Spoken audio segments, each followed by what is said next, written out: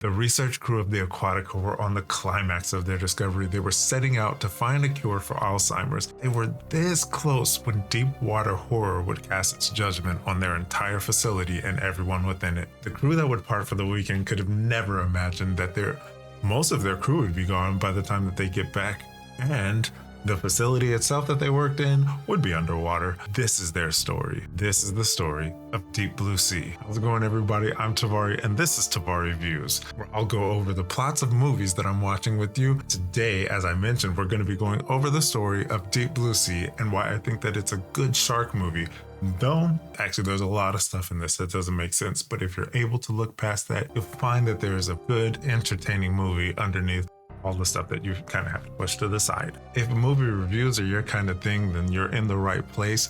If you end up liking this video, please do remember to leave a rating and feel free to subscribe. There'll be more content like this on the way. So in the beginning, we start the story meeting some characters who you'll find are not going to be around for very long. They're not very important. Just some teenagers on a boat doing what teenagers do. And just before they're about to have a little bit of sexy time, they're interrupted first by a little shake, and then a larger shake, and then the boat splitting in half. There's a shark's face coming right through the middle of the ship. The boyfriend jerks back and just knocks his head into his girlfriend's face, and she just goes flying into the water.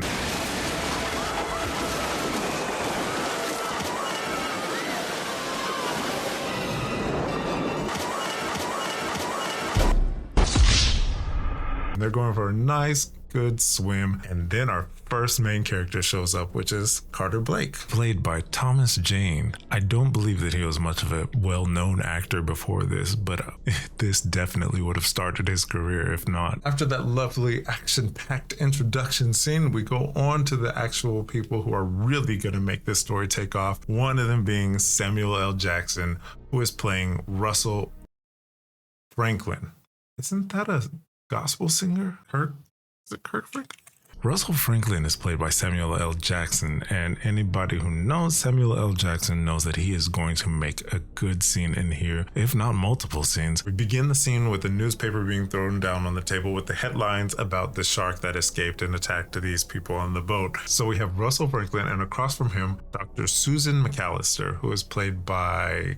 I forgot her name. Susan McAllister is played by Saffron Burrows. I'm not quite familiar with much of her work, but from this point on, I'm sure I'll be keeping an eye out for her if I see her in anything that we review down the line. During my time researching through, writing the script and everything, I did eventually see more of stuff that she'd been in, and a lot of it I'm not familiar with. So actually, that's kind of a recurring theme throughout this. Unless it's like really horror related, that's kind of always been it's always been a thing for me. I've only really recognized people if they're in a lot of horror movies that I watched when I was younger, because that's about the only thing I ever really watched. So yeah, we get this newspaper headline. Russell Franklin is telling Dr. Susan McAllister that he is about ready to, pull the funding. She asks him for a few more days so that she can get these final results. She gives a very compelling speech, getting a little relatability with them and everything, and they eventually go for it. He grants her those few days. Catch is, he's going to go with her, so they take off. While they're on their way to the research compound, which is called the Aquatica, we're given a scene of them flying together.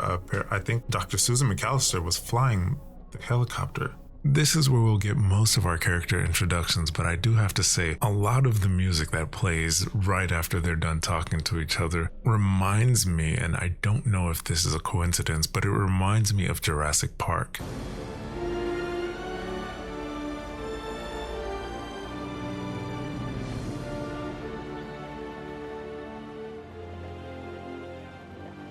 Now, a lot of this movie it reminds me a lot of Jurassic Park, and I think that maybe that's where they drew a lot of the inspiration from. I don't know which one came first. I imagine it was this one came second. I think so. I should have probably wrote that into my notes. Screw it. Just has that kind of feel. Like, of course, they're sharks. They're not dinosaurs, but it's the music, skeleton crew being left. They just had the few tourists or whatever to see the whole attraction or whatever. Well, it's kind of the role that Russell Franklin is filling in this movie, is he's coming in and kind of playing the role of a tourist. Through him, we will meet the entire research crew, and through him, we'll experience most of the events. Mostly. I should probably take a moment, because I don't think I mentioned it in the beginning. There's going to be spoilers for this. I'm going to tell the whole story. I'm talking about the whole thing. So if you have not seen the movie and you want to see it unspoiled, I would suggest you go watch that first and then come back. If you decide that you want to watch this and you still haven't seen the movie, then, you know, it actually will still be worth the watch. I've watched this movie like 5 times during putting this video together. I would still watch it again. So even if you know what's going to happen, it's still worth a watch. They finally touched down at the Aquatica. And in our first scene, as they step off of the helipad, we see Carter swimming with one of the tiger sharks in its enclosure. Now, Russell is absolutely unaware that it's even safe for anyone to be in the waters with these sharks. He's just there in utter shock. Like, what is going on? He's about to try and warn them, hey, somebody, you know, save this dude. He's in the water with the shark. It's coming right up on him. He doesn't think that Carter is aware. And Carter maneuvers around it on top so he could pull out a license plate that was stuck in its mouth from, maybe it was on the teenager's boat. I don't know if they were teenagers. Maybe they were full-grown adults. I don't know. Whatever. It's not even important. There was a scene earlier where they had the shark on some kind of contraption where it was being held up, and he clearly could have just used something to grab it out of the mouth then. But I guess swimming with the sharks is the smarter way to do it. I don't know. I did not understand. We're going to excuse a lot of stuff in this movie. I just want you to know that. It's the spirit of the movie. This is just how it's supposed to go. They could have just grabbed, like, you know, those tongs that you grab trash with or something, you know, something that you can just snatch stuff with and just pull that out of the shark's mouth with that. It's got extendo range on it. Why did he think that swimming with it was the better option? Maybe there is an actual reason why one should not do that, but I can't personally think of one right now. Cut away. After all of that, we get into a slightly confrontational scene where Carter comes out of the water. He meets Russell. By the way, Russell is experiencing all of his introductions through another character named Janice Higgins. Janice Higgins is played by Jacqueline McKenzie. I don't know anything about her. A lot of these people, I think maybe most of these actors were just not well known, or just I don't know a lot of actors. She's leading him around the Aquatica and introducing him to everybody, basically for our benefit, because he is the way that we can experience the facility anew. He's never been here before. So we get into this weird little confrontational scene between Russell and Carter. I don't think that they ever knew where to expand on this confrontation, or if it even really had any weight. Maybe it was just a filler subplot. They kind of bring this up twice, but it never develops into anything for either of them. Maybe it's just so that we know that Carter was previously incarcerated. Just a really odd little nitpick, just a me thing, honestly. But during this scene, it was so weird that Janice's voice kind of just sounded off. I don't know if it's the actress's delivery or if it was maybe a microphone positioning or something. It just sounded weird, like she wasn't there. Maybe it's just me, but it just sounds like something's off. You got full sentences. Usually he just kind of nods.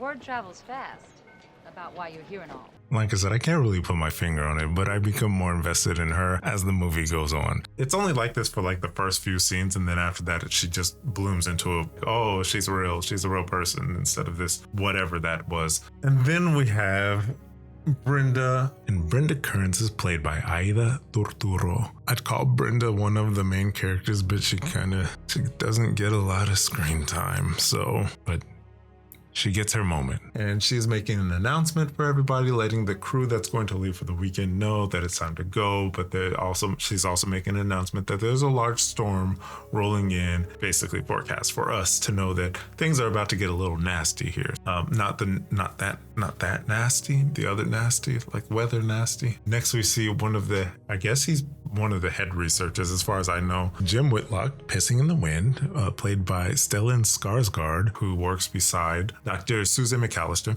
And why would he do that in public? Well, then again, I guess it's easily explained, because every time we see him, he's influenced by something. I'm talking about, like, YouTube is so weird. I can't, even doing these, I can't say certain words, but, you know, like, what's a freaking word I can use on this? He's under the influence. Every time that we see him, he's under the influence. So it's very likely that he is also under the influence of something right now. And then second to lastly, we meet another member of the crew who's going to be staying for the weekend, which is Tom Scoggins. Tom Scoggins is played by Michael Rappaport, which I think most people know, and I still don't know who that is. So actually, I think at this point, it's a me problem. I figured during my time doing reviews now, I'm going to learn a lot more of these people and a lot more of the things they've been in. So Carter and Tom are talking about the escaped shark, and Carter's asking about how high the fences are. You know, there's like this perimeter of around the facility that's enclosing the sharks and everything. And then there's these large gates that come up, very Jurassic Park-esque, not the same style. Also, I don't know if they're electric. Yeah, he wants to know how high they are. He's thinking of the possibilities of how the shark could have escaped. As far as they know, there's nothing that they can find as to how the shark would have escaped. So did it jump over? This is absolutely never explored. This is kind of one of the recurring themes of this movie is there's just a lot of stuff that will remain unexplained. So find a closet and put it away in there and never look back at it, because it doesn't matter. You know what? We're here for the entertainment, and that's what we're gonna get. In the next scene, we join Janice and Russell as they're descending into the lower depths of the facility, going over, an explanation of everything that Russell has funded here at the Aquatica. I'm not sure how he didn't know what he was funding. I guess someone else handles that. He just kind of throws the money out for it. And once again, why did he come here? Why are you here? Surrounded by nothing but water and sharks. This is not the place. This is not the place to be. Then we go to Russell meeting up with Carter one more time for this final strange confrontation between the two, where Russell's basically like, hey, you know what? I don't know if it's okay for you to be working here. You do have this history we need to talk about. And then Carter's like something about not creating waves. Look, I got a workable deal here. I don't make waves. I meet the terms of my parole. I'm not out to change the world like the doc. And I'm not out to wreck it either. Once again, not enough to pour your soul into, because it doesn't go anywhere, so don't worry about it. And then that's the end of that. Then you get to meet the chef, Preacher, and he is played by LL Cool J. And yes, that is somebody who I know. Everybody knows who LL Cool J is, okay? But yeah, we're introduced to Preacher and his very extremely rude bird. We only ever really get to see it interact with Preacher, but all it does is talk trash the whole time. This bird had to learn this from somebody. Who did this bird learn all this from? Who was talking trash to who this much in front of this bird that it has picked up on all of these phrases?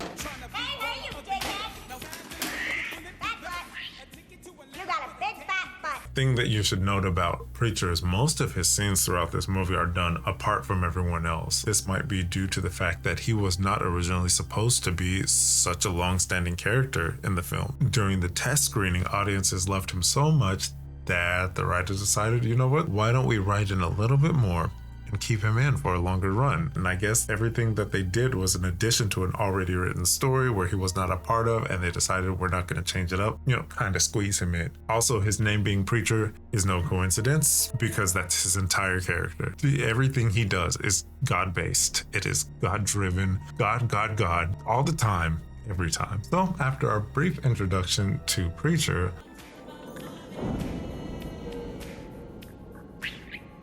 feeding time.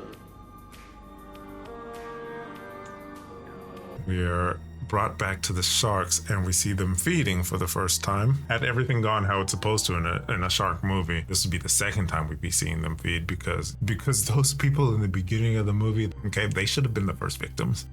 It's cool. It's cool. So yeah, these sharks exclusively now feed on other sharks. Not sure why that is.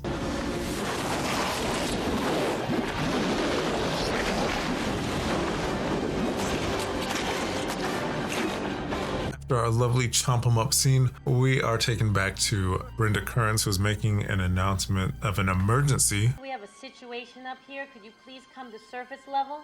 And she's calling Dr. McAllister to the deck to handle said emergency. Only it's not an emergency. The emergency is a surprise birthday party for Susan. I think this is a good point for me to bring up the soundtrack of the movie, because the music playing during this birthday scene is beautiful throwback R&B. Every time I watch one of the movies from the 90s and they play music, especially when it comes to R&B, it immediately captures me and takes me back. As soon as we get into Susan's birthday party, we are treated to some throwback music, a song that I've never heard before, but I am familiar with the riff that was playing, so I had to look it up. The song is called El Paraíso Rico, and it came out in 1999. The riff that I was hearing, though, was very reminiscent of the song La Isla Bonita, which is by Madonna, which was a song that she made back in 1986. So I was like, wait, why have I never heard this other version of this R&B version stirred up? And I had to go look it up. Come to find out, El Paraíso Rico was also written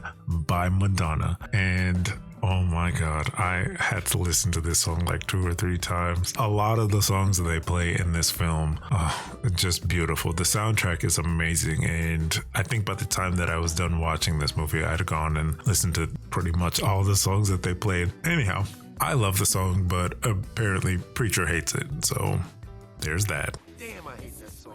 You like the tunes there, Bree? Moving forward. Oh, yeah. So before I even explain what's going on, well, we do the interaction with Russell and Preacher. So we know that to this point, Carter and Preacher have had a strange interaction with each other. And then we know that Dr. Susan McAllister and Russell also are kind of right now because, you know, he wants to pull funding for her life's work here. But back in the beginning, when we first meet Janice, everyone in this crew seems to like have something against Russell. But where are they going? They hate me too? Oh, they're going home. We run a skeleton crew on the weekend. But they probably hate you anyway. Kind of framed like, oh, he might be kind of oppressing or something. I don't know what the feeling is that they're trying to give us about him, but it never truly shines through. It's hard to understand why all these people hate him. He actually seems like a nice person, especially as we go on. I just got to call back to that because we're moving into Russell's first interaction with Preacher, and Preacher is on him about his past, and I thought that this was going to be something really bad. I was like, oh my God, what did he do in the past? I forget. Was he evil? Did he kill some people? And apparently he was just involved in this accident with an avalanche, and Preacher's like, what are you doing out there in the avalanche? That's that's for the white people. What are you doing out there? You crazy? You're not supposed to be up on a mountain and finding avalanches. Like black men don't have enough ways to get killed without climbing up some stupid ass mountain in the middle of God's nowhere. Need to leave that to the white folks, brother. While I agree, okay, I'm not one to be found on a mountain. Well, there was that time in Big Bear. I'm not the one to be found on a mountain through the snow, trying to go up to, to the highest heights and the dangerous places, the most dangerous of places. That's not for me. But I also wouldn't be found in a research facility in the middle of nowhere with a bunch of sharks. I don't think that this is the blackest decision for anybody.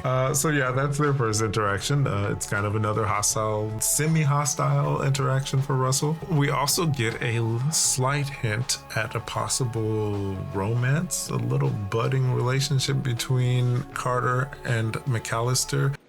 Nice work with that new tiger shark today. One day you'll have to tell me how you learned that. One day he'll take me up on that beer, and maybe I will. Yeah, toss that over your shoulder and get rid of that because it's not another lost plot point. Maybe it's just old footage they decided to leave in. So let's get back to Russell again as he's joining back up with Janice and Jim Whitlock. And as I mentioned before, Jim Whitlock tends to be under the influence of stuff. So Sharks never get cancer or go blind or show any loss of brain activity as they age. Unlike some people I know. He's not going to be a reliable source of information. So Janice takes the forefront on this. We find out the research that they've been doing here. They've been enlarging the brains of the sharks. Basically, they're extracting some kind of protein compound from the brains of these sharks, and they're using it to spark activity on the brain, cultured brain, a Alzheimer's patient, I can say words, Alzheimer's patient brain sample. Can we call this into question really quickly? So they have a cultured Alzheimer's patient's brain sample. I'm not the most science accurate, science privy person that I know, but it sounds illegal. How do you culture a brain sample? More often than not, I'm not up to date on news. So It's possible that that's a thing now, but I kind of feel like that was still illegal, as it probably is today. Also, she mentions that she said genetic tampering is against the Chimera policy and something. But if she just said that she said they were using hormones to make the brain larger in these sharks, isn't that kind of genetic tampering too? Probably all this stuff is probably stuff that I shouldn't even look into, that I shouldn't even be thinking about. Maybe I misunderstood the way that was supposed to go, but yeah, I'm pretty sure that she just said this is illegal, but this is also what we're doing. Back with Carter and Dr. Susan McAllister, and they're discussing the oddities about the sharks and now starting to hunt in packs and inclined only to eat sharks. This is like their new exclusive diet. She wants him to keep all of this a secret from Russell. Do you like your job? Are you threatening me, Doc? No. But if we don't pull off that test tomorrow, we're all on the street.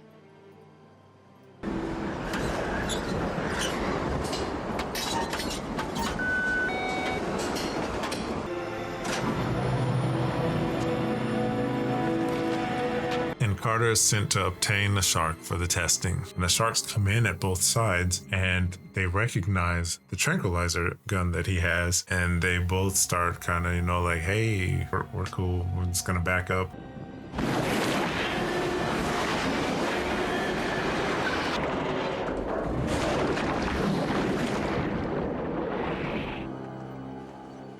Tell me I didn't see that.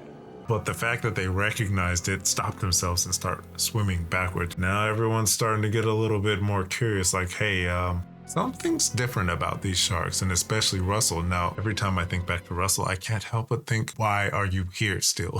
Why did you get off of that helicopter? Anyhow, immediately after recognizing the guns and backing up, the sharks decide to take off in opposite directions, and then they go and destroy the cameras to the facility. Now, their brains are enhanced, but how the hell do they know what a camera is? Unless someone is going out there and teaching them directly about life and cameras and electricity and how everything works. I don't understand it, but well, you know what to do. Carter decides that he has to do something a little bit more drastic. We saw how he originally interacted with the sharks in the beginning, so this is not uncommon for him. He decides he's going to remove all of his gear and, against protocol, go into the enclosure without the gear on and use the gear instead to distract the shark. This clever shark falls for this trick, which I can't make a call on whether it would or would not, but he manages to sneak up on the shark and give it the trank and bring it successfully to the lab. Now would probably be a good time for him to mention the conversation that he had with Scoggins earlier, that it took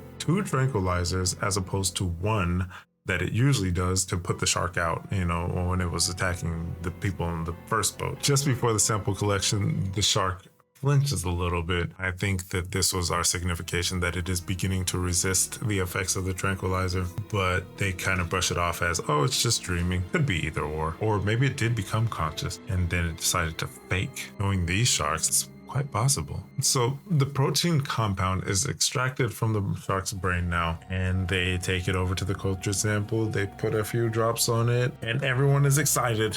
We've seen 6.56 seconds of activity. That's a record. I don't know what it means. We got 6 seconds of activity. I don't know. We never really went over the full facts of what the validity of this research is, what 6.56 seconds even signifies, because, but I don't think we're supposed to make sense of it, so I don't particularly care. I do have to say, during this scene, Dr. Whitlock gives Janice the most forceful kiss I think I've ever seen. One of those really hyped up celebration kisses, but to me it looked like, oh my God. It didn't look comfortable. I don't think kisses are supposed to look that angry. They're firing! They're firing! 1 second. Commanding. I don't know. I don't even have the right word for that. All right, I made it through the first 4 chapters of what I put together. Then I realized that this is going to take a bit longer than I thought it would, so I had to do this in a separate recording. I also changed the noise suppressor, so a little bit more might pick up. Anyhow, so where do we leave off? We're on the after celebration now, and Jim, Mr. Whitlock, he was celebrating a little bit too closely to the shark who had been giving signs of waking up. Why Carter did not warn him or anyone else that this was happening, although it was kind of visually, anybody could have verified that. But anyhow, Sharky boy, Sharky girl decides that it's time to take an arm. So swiftly takes an arm away from Jim, and he is now fallen down on the floor and bleeding out. You know what the next step is. I know what the next step is. Carter knew what the next step was. He went to dispatch the shark, but Miss Susie interrupts and quickly makes the move to release the shark back into the enclosure. Why she would do that? Because I don't know. I'm not saying it's always the right response, but usually when an animal gets a taste for human blood, they are put down because the chances of them coming back for more of that are increased now. And it's not just any shark that has gotten the taste for human blood. This is a smart shark. Anyhow, this is a very dangerous shark now, and they have to deal with the rescue attempt for Jim Whitlock because no one else is here. Surprisingly, this over weekend staff was never composed of a medic. They didn't have a medic on hand, although the injuries are serious enough that you would need an actual medical facility that's trained for this. Although if we're working around sharks, this should probably be one of the expected medical emergencies that can pop up. That happened. I'm generally going to give a that happened when it doesn't make sense, and I just can't make sense of it for you. Miraculously enough, they were able to find a team that was willing to come through during this storm. Now, if you've seen the movie, you know the circumstances, but here's just what it looks like outside.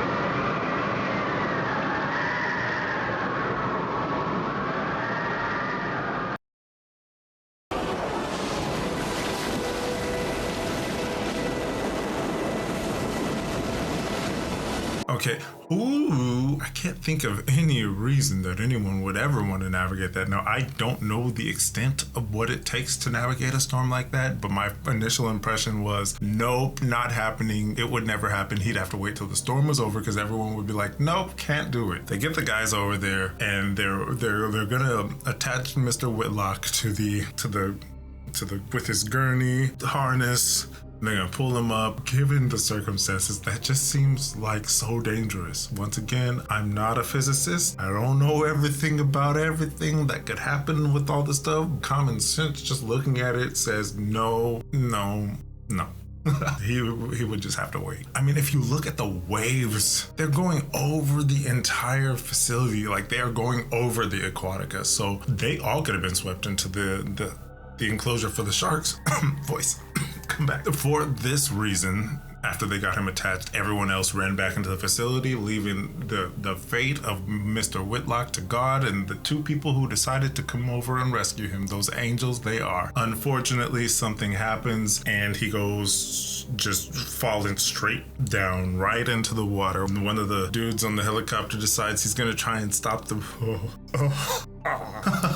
he decides he's gonna try and stop the rope thing, the cable from going all the way down, and he puts his hands on it, and they don't show like how much damage it's doing, but got that common sense, right? I know that holding that cable, it's going down that fast. Oh man, his hands got tore up. It's those kinds of pains that are the ones that make me squeamish. So yeah, they lose him. These sharks are the levels of intelligence that these sharks are displaying are kind of inconsistent, but one of the sharks immediately is on, and now they've learned how to take out a helicopter. They realize he's attached to this helicopter. We'll bring the whole thing down, right? So they just yank him, pull the helicopter down, and boom, bam, they destroy the helicopter. He has a little breathy thing on his face that's supplying him oxygen, but I don't think that it's meant for him to go underwater, so I don't know how all that works. Oh yeah, also Brenda Kearns was there in the tower. She was there, and she got blowed up.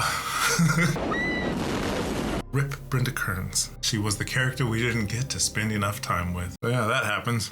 Why do I keep saying that happens? Anytime that I'm saying that happened, it's probably where I'm turning my brain off and just realizing, wow, a whole lot of shit that just happened didn't make any damn sense. After that, we get a quick cutaway to Preacher, who was feeling the effects of the explosion. Everything's getting knocked over in the kitchen, and we have a brief moment with him where he decides that he's probably about to pick up drinking. Him and God have that discussion, and he's gonna pick up drinking. Following this, We are now back to the crew who left the upper deck. They know something's going on because the whole facility is going wild now with the shakes and the stuff. Looking out of the window, they see something coming at them. And although it takes a moment to realize, they soon figure out that it is Jim Whitlock and he's being jetted towards them. He just goes flying into the main viewing window that they have, and it cracks. Now, let's come back this way for a second. I have seen videos on YouTube of people. How can I word this for YouTube not to get upset at me about it? I can't stand YouTube sometimes. They fire the arm underwater, and the bullet can barely pass through the water, maybe 2 or 3 feet before. It's been a while since I watched the video. You can find it on YouTube, I'm sure, but goes forward for just a little bit and then it drops. Like it loses its momentum so quickly. Something with a larger surface area, I'm sure, will not fly through the water at those speeds as far as that shark threw it. But once again, I'm nitpicking. These are the things that you're not supposed to think about, but I can't help but notice. But it was a cool scene anyhow, and it happened. I told you, it's when something is so ridiculous that I can't help but say, hey, that happened.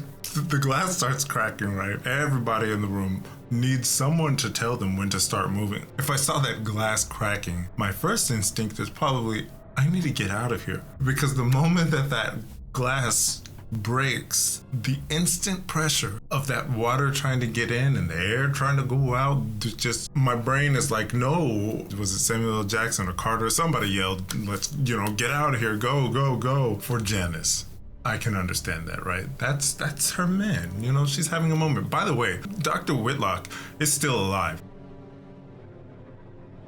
It's been like 2 minutes or more he's been under this water, but the man is still alive. That is a super heavy duty oxygen tank thing that he had. Is it even with him anymore? So Janice has reason to be there and, be sad and a little immovable, but everybody else should have already been out. So it cracks open and everybody's running for their lives. The water is coming in. They outran it. Can someone please help me? I'm thinking of it too realistically, but from the depth of there's a lot of factors to take in, right? But wouldn't the pressure immediately crush them? And 2, the amount of water that had to rush in, there wouldn't be time for them to outrun it. I don't know. They outrun it and they make it to the door.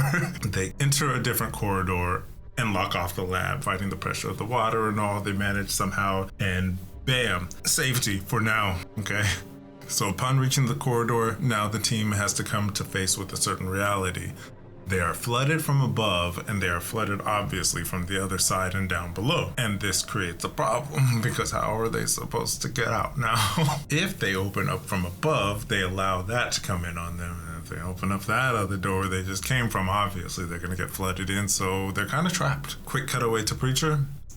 He has decided he's probably not going to be drinking, but I don't think you're ever really meant to believe that he's in danger just yet. You'll see when he's in danger. So back to the main crew. They're traveling through this corridor now, and they're starting to get signs of the flooding coming from other areas. They hear banging at this door. They think, oh, what could possibly, there's some survivor, there's someone else in there. They realize, no, these sharks are trying to break in. They know everything.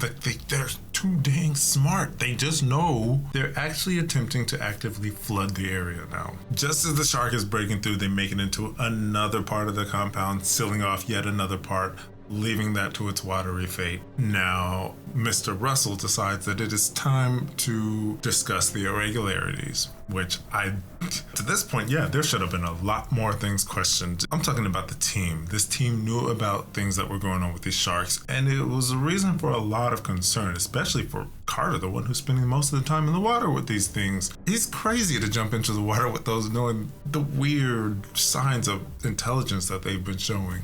Susan finally admits that they had been doing some genetic tampering, genetically modifying the sharks' brains to make them larger. It wasn't just the hormones. I'm guessing at this point it was something else bigger that she was doing, bigger and illegal. Jim and I use gene therapies to increase their brain mass.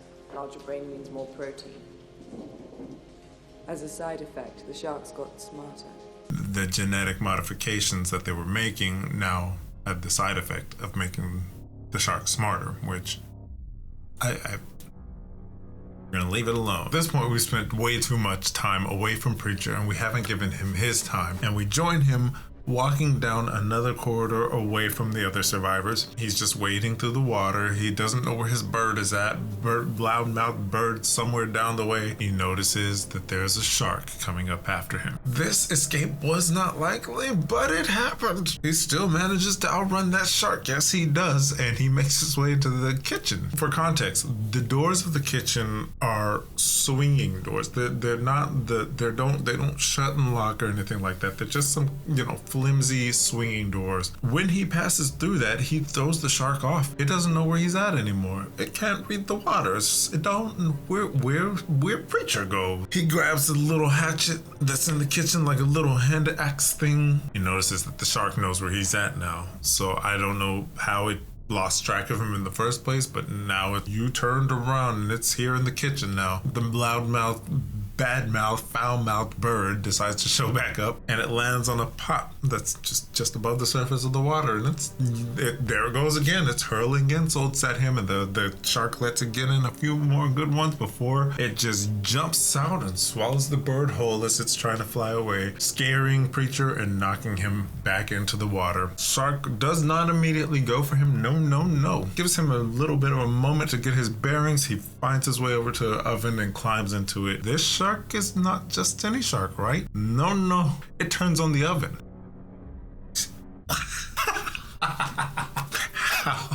How does it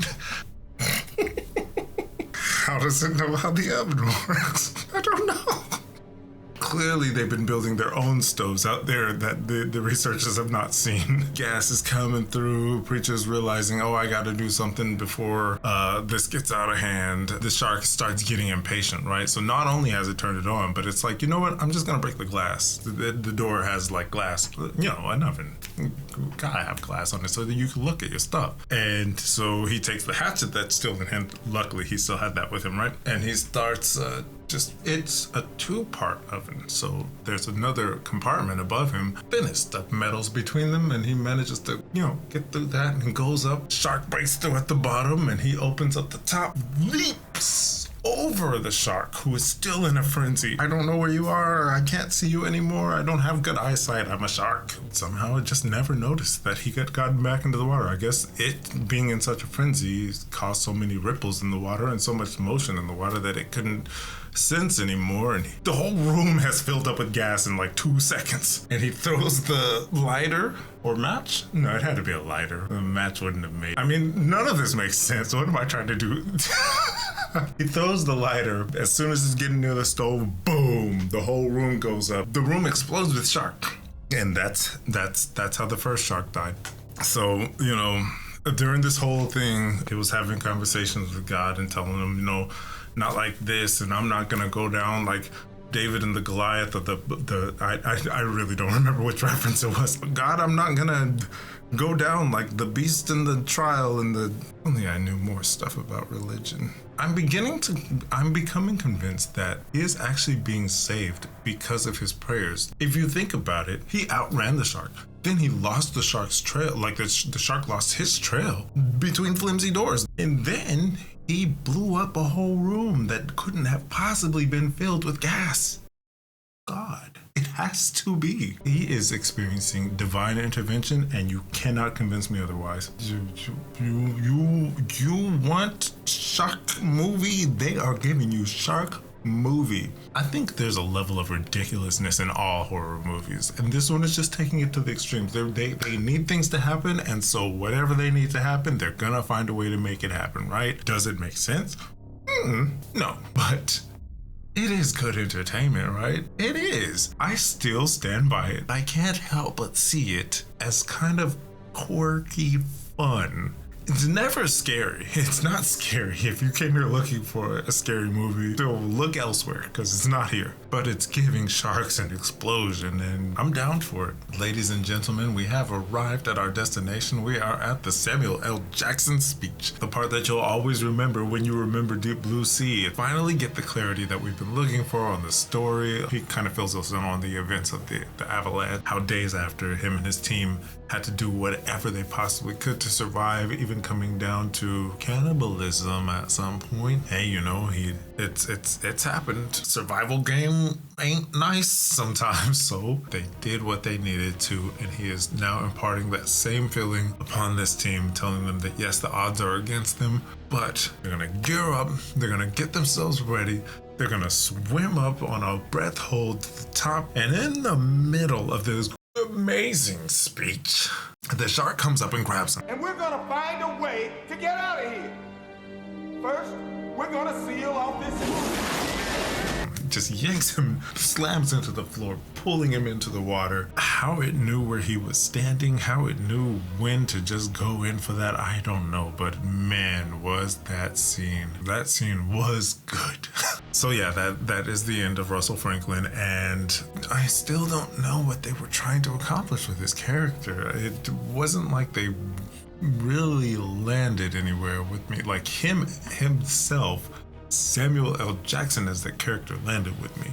But the point they were trying to make with his character, it never went anywhere. I don't know what the point was. Obviously, it's because this amazing scene had to happen with him. But what? Why haven't you been in enough bad situations to know that you didn't want to be in this one? Was the avalanche not enough? Do you keep going and finding yourself in bad situations just to be in them? Part where the shark came in and it grabbed Russell Franklin and pulled him in, right? The room is pressurized enough so that the water doesn't come pushing through into the room. However, the moment they open this door, the pressure in the room will change, causing the water to come up. They have two options. They can wait in here and wait for the pressure of everything above them to eventually crush them and kill them, or they can choose to survive and try and find a way out. They open the door, as expected.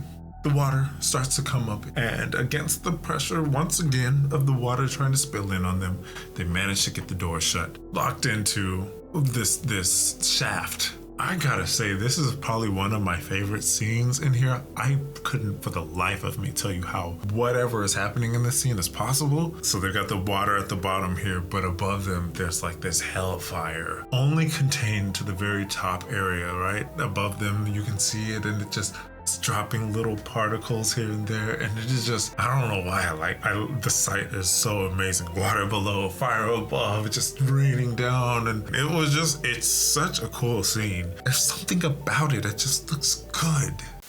Hey guys, if you've managed to stay along to this point, then maybe you're enjoying my video. If you are, please do leave a rating and consider subscribing so that you can keep up with my future updates. Yeah, other than that, let's get you back into the video. One of the sharks realizes that they are now in there. Now, I don't know, maybe it's not that it realizes that they're in there. Maybe it's still just completing its original intent, which is to get this place to flood. So as they're starting to climb up, it's banging at a door on a different floor. It's trying to get the water to come in from there. So Carter has the idea. I think I get it. They're climbing this ladder that's going to lead them to one of the floors that they're looking to get out of here. But if that shark opens up the door that it's trying to break through, the water's going to spill in, and it's going to cause the Aquatica to sink faster and fill up the shaft that they're in faster. And his first idea is we should open up the second floor, which is now below them. That'll give the water another area to run through, buy them time. I think that's the whole idea behind it. However, when he reaches that door, he does realize that there's water coming through. So wouldn't that signify that that floor has already filled with water? That's still the same problem, right? You're allowing that to fill up faster. Now I'm beginning to realize a bigger part of why I like this movie so much. All of these things are so fun for me to just pull apart in my head. That doesn't make any sense. This doesn't make any sense. Spectacle doesn't make any sense. Doesn't make spectacle. And that just is so fun for me. As fun as it may be, it can be a little challenging at times to just be like, okay, we're not gonna think about that part. We're just gonna let it go. When you ask for a shark thriller, like, how far can they really take it without making things just kind of over the top? I'm talking, why does Sharknado exist? that over the top. It's a guilty pleasure. I do love that Sharknado. Though I watched it drunk with a friend. It's drunk fun. You should watch that. If you're over 21, if you're not intoxicated, I don't think it'll be as fun. We should do that sometime here on the channel. We should go back and see those. Drunk, of course, never sober. Carter opens the door, the water starts flowing in from the second floor and flooding the shaft even more, and well, lo and behold, the shark broke through as well. It is in the shaft right below them, circling in the waters. They can see it now. It's just waiting till it catches up with them. It's like, I know I'm gonna get up there. Question is, are you guys fast enough? Now, somewhere in all of this, the instabilities and everything cause some kind of explosions that makes shaking in the shaft, which detaches the ladder that they're on, and they do one of those fun fallback things where you gotta hold on for your life, otherwise you're gonna get yanked at the bottom and fall into the water. And the unlucky loser who drops off of the ladder is sadly Janice. Well, the shark actually doesn't go directly for her as she's trying to reach out. Carter's now hanging off of basically his legs at this point to try and hang down and reach for her as well. I know I'm reaching up, but I can't turn upside down in this chair.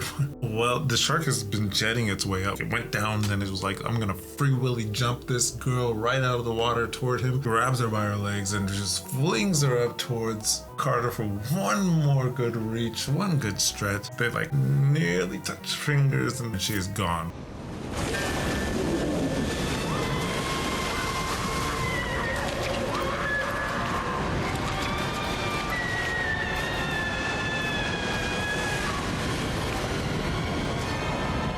I gotta say that Janice actually no longer, by this point, had appeared to be like an NPC to me. She was actually she was showing emotion. Like when Susan had explained what was going on with the sharks, she gave her some lip. This was no longer Miss, I pre-recorded my lines and put them in.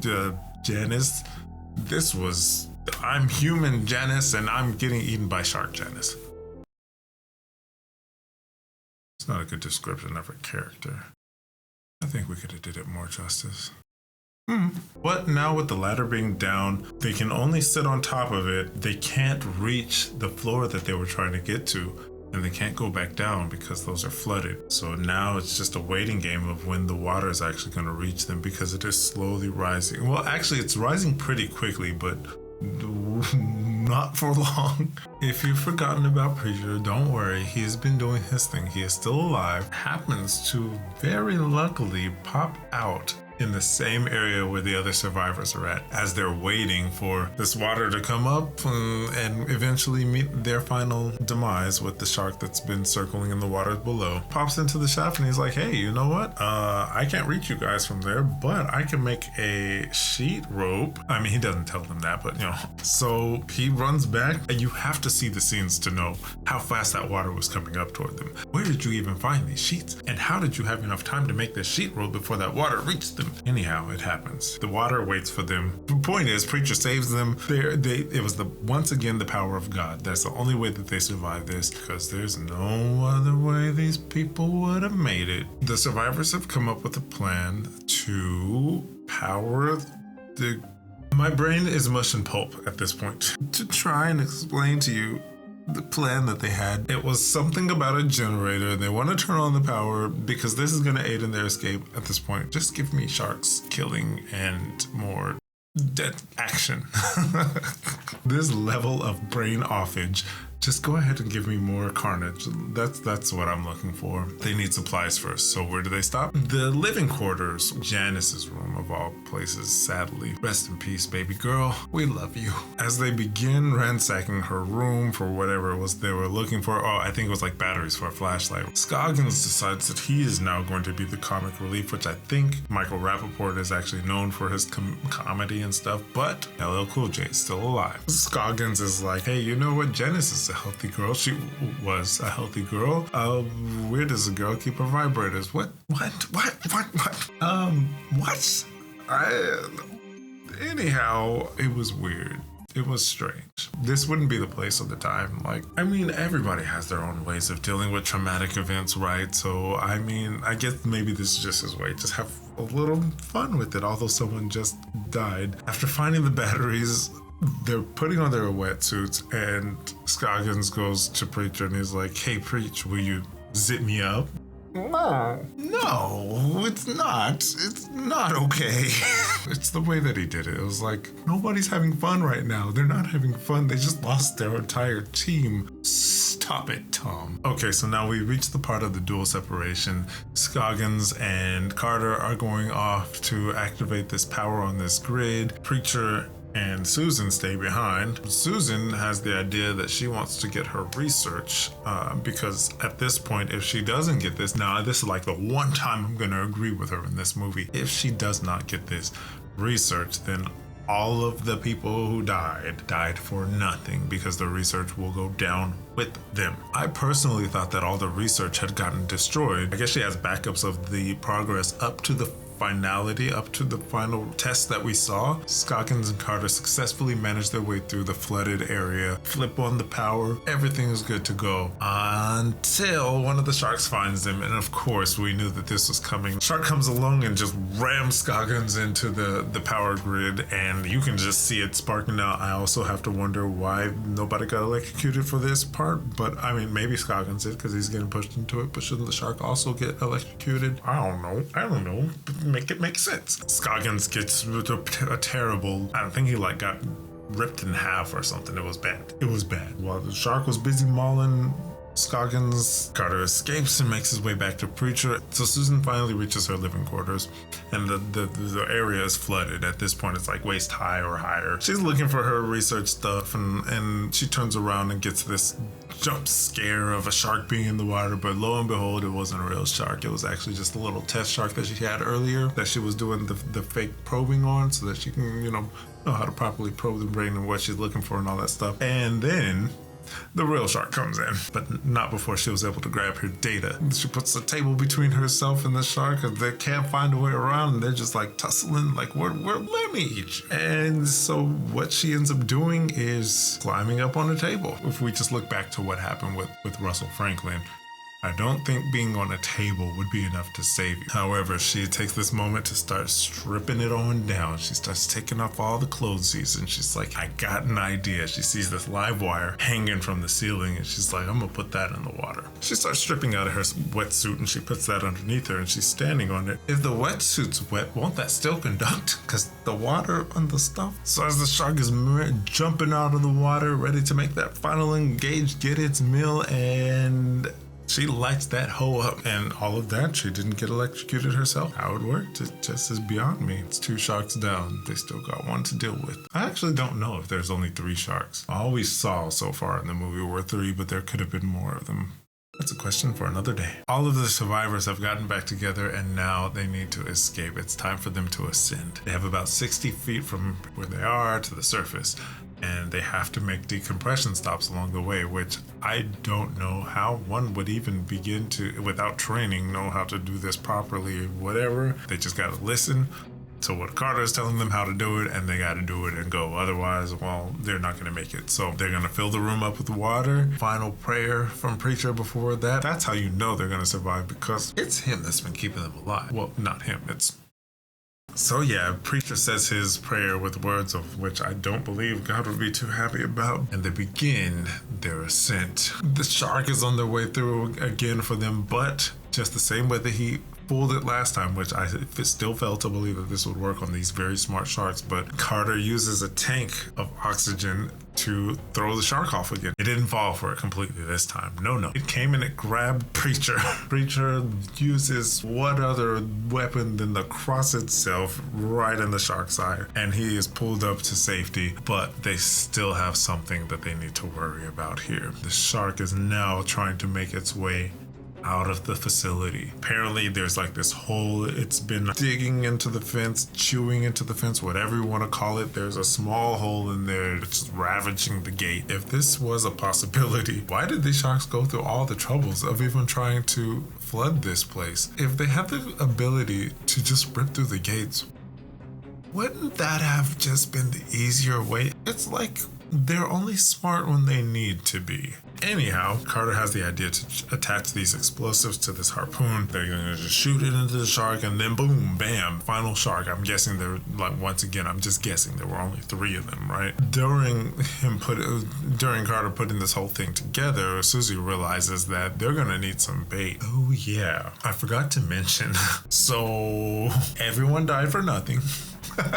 Back when Susie electrocuted that shark, she also electrocuted all of her research, so she no longer has that. So in this moment now, to make up for all that she has done to everybody here, she decides to make herself the bait to keep the shark in. Now, there were many ways that she could have gone about this. I'll tell you how she did do it, and then I'll tell you what she probably should have done. But anyhow, here's what she did do. She grabs this blade, cuts her hand open enough to get some good old blood flow going, and she jumps into the water. I'm pretty sure that they actually showed the shark like sniffing it, like the nose.